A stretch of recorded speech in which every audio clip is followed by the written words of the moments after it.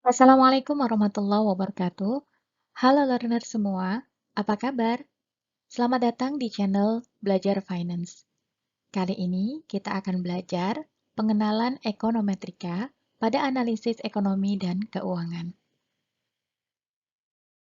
Goal kita pada presentasi ini terdiri dari 3 hal.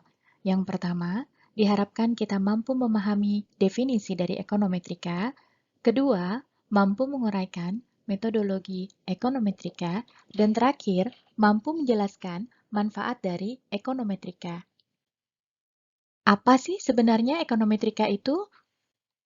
Menurut Gujarati, ekonometrika dapat didefinisikan sebagai analisis kuantitatif dari fenomena ekonomi aktual berdasarkan perkembangan yang menyeluruh dari teori dan observasi terkait dengan metode inferensi atau penarikan kesimpulan yang sesuai.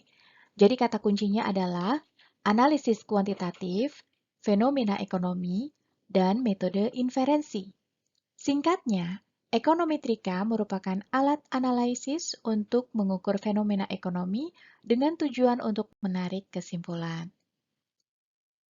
Sebagai contoh, dalam teori mikroekonomi, kita ketahui hubungan antara harga dan permintaan dari suatu barang adalah berbanding terbalik. Artinya, semakin turun harga, maka permintaan terhadap barang tersebut semakin tinggi. Namun demikian, teori ini belum mampu menjelaskan secara empiris jawaban dari pertanyaan, misalnya, berapa besar peningkatan permintaan barang apabila harga turun sebesar 10%. Nah, untuk menjawabnya, kita butuh ilmu ekonometrika. Ekonometrika terbentuk dari beberapa komponen yang saling terkait, yaitu disiplin ilmu, yaitu pertama teori ekonomi, kedua matematika ekonomi, dan inferensi statistika untuk analisis fenomena ekonomi.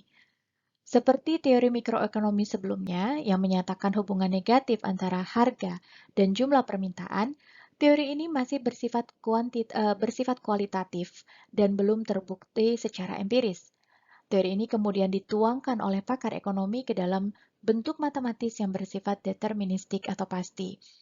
Sedangkan statistika ekonomi berperan mengumpulkan, mengolah, dan menyajikan data ekonomi dalam bentuk grafik dan tabel agar mudah dipahami dan user-friendly. Nah, ekonometrika kemudian menggabungkan ketiga disiplin ini sebagai tahapan kerja untuk sampai kepada model ekonometrik yang bersifat stokastik atau tidak pasti, namun bisa dibuktikan secara empiris. Agar lebih jelas, kita lihat model matematis dari teori konsumsi Keynes sebagai berikut. Nah, di dalam teori Keynes disebutkan bahwa konsumsi cenderung bertambah seiring dengan peningkatan pendapatan. Namun peningkatannya tidak sama besar dengan peningkatan pendapatannya tersebut.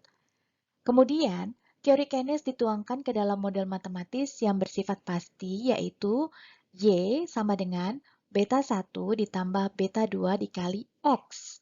Di sini kita asumsikan Y sebagai pengeluaran konsumsi dan X sebagai pendapatan. Y atau pengeluaran konsumsi akan meningkat seiring dengan peningkatan X atau pendapatan. Beta 1 dan beta 2 kita sebut dengan parameter.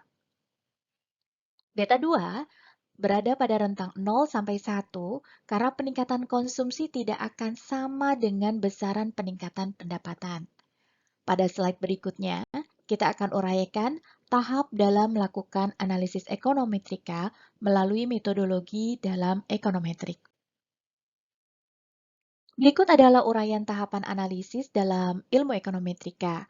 Pertama, kita dihadapi dengan teori-teori ekonomi yang ada, yang akan kita jadikan landasan dalam membangun hipotesis awal. Hipotesis ini kemudian merupakan jawaban sementara dari fenomena ekonomi yang sedang kita amati. Kedua, banyak teori ekonomi yang dituangkan ke dalam model matematis untuk menyederhanakan fenomena ekonomi yang ada supaya mudah difahami. Namun, persamaan model matematis mengasumsikan hubungan yang deterministik atau bersifat pasti. Ketiga, dari model matematis tersebut, kita bisa kembangkan menjadi model ekonometrika yang bersifat stokastik atau tidak pasti. Karena hubungan antara variabel ekonomi pada kenyataannya tidak pernah bersifat pasti.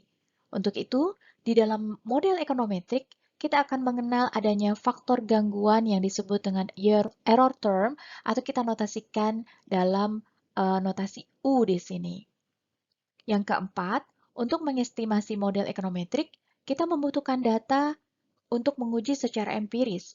Dalam hal ini kita mencari data X dan juga data Y agar dapat mengestimasi nilai beta 1 dan beta 2 yang merupakan tahapan kelima dalam metodologi ekonometrika. Tahapan keenam, beta 2 menunjukkan hubungan yang terjadi antara X dan Y, sehingga hubungan ini dapat kita bandingkan dengan hipotesis awal yang sudah kita bangun dari teori ekonomi yang ada. Nah, tahapan ketujuh, parameter yang didapatkan kita bisa gunakan untuk melakukan forecasting atau peramalan variabel Y dari variabel X yang diketahui. Dan yang terakhir, diharapkan temuan empiris ini nantinya bisa berimplikasi pada evaluasi kebijakan yang sudah berlaku. Nah, dengan demikian, manfaat dari model ekonometrika adalah yang pertama, mampu mengkonfirm hasil empiris dengan teori ekonomi yang berlaku. Yang kedua, memprediksi besarnya suatu variabel dengan memasukkan berbagai senario alokasi variabel yang lainnya. Dan itu saja yang bisa disampaikan dalam presentasi kali ini. Terima kasih dan sampai jumpa.